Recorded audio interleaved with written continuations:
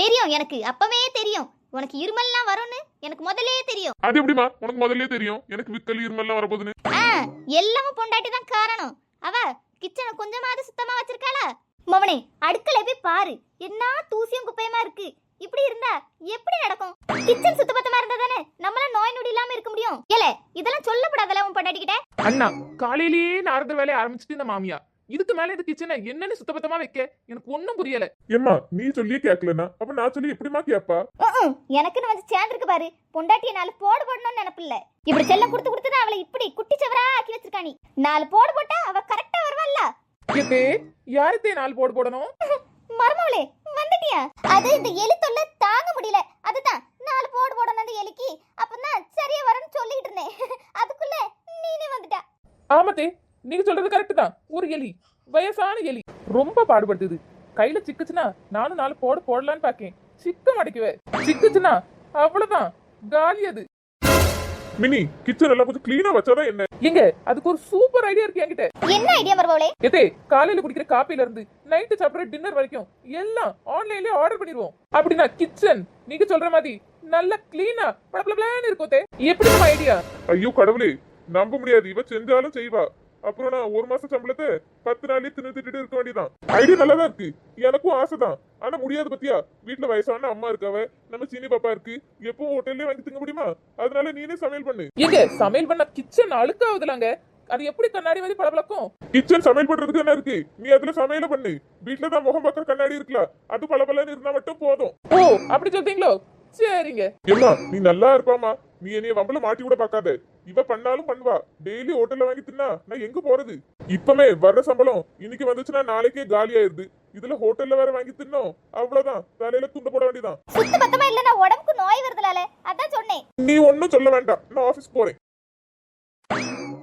மர்மவளே, சொல்லுங்க தே. இன்னைக்கு என்ன சமையல் பண்ண போறா? இன்னைக்கு சாம்பார் வச்சு அவியல் வைக்கலாம்னு இருக்கேன் தே. என்னது சாம்பார் அவியலா? மனசு நிம்மடாத. கருவாடு எடுத்து வச்சிருக்கேன், அத நல்லா சுருக்குனி மிளகாத்தூள் போட்டு கூட்டு வச்சு அப்புறம் ரசத்தை வச்சு விட்டுரு, சரியா? சரி தே. நம்ம ஒண்ணு பண்ணலாம்னு நினைச்சா இது ஒண்ணு சொல்லும். சரியான தொல்லப்பா. என் மவள வேற ஆளக்கானோ, எங்க போனாலும் தெரியலையே.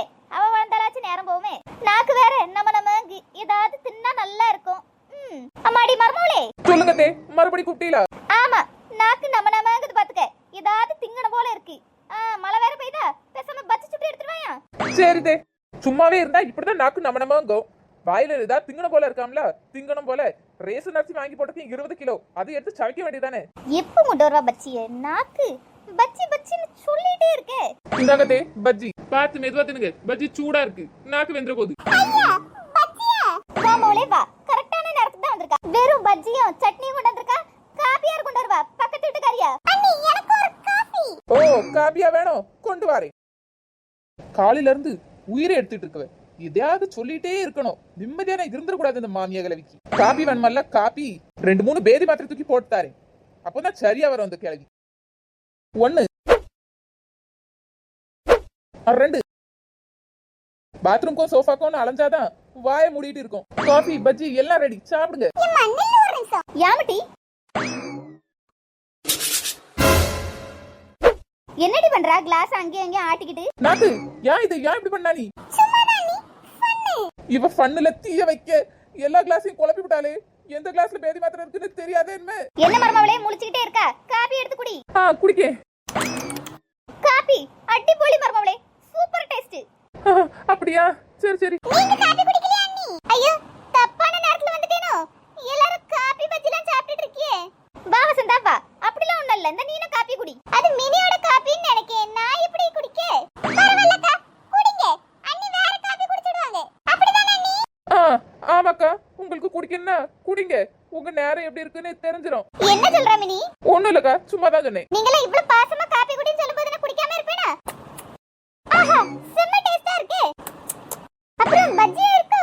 என்ன இது, வயிறு ஏதோ பண்ணுதே. அக்கா எங்க போறீங்க? வசந்தா, நான் வாரி மினி, கொஞ்சம் அவசரம் பத்துக்க. என்ன இவ இந்த ஓட்டம் ஓடியா? வந்தா 1 மணி நேரம் இருந்து கதை பேசிட்டுல போவா.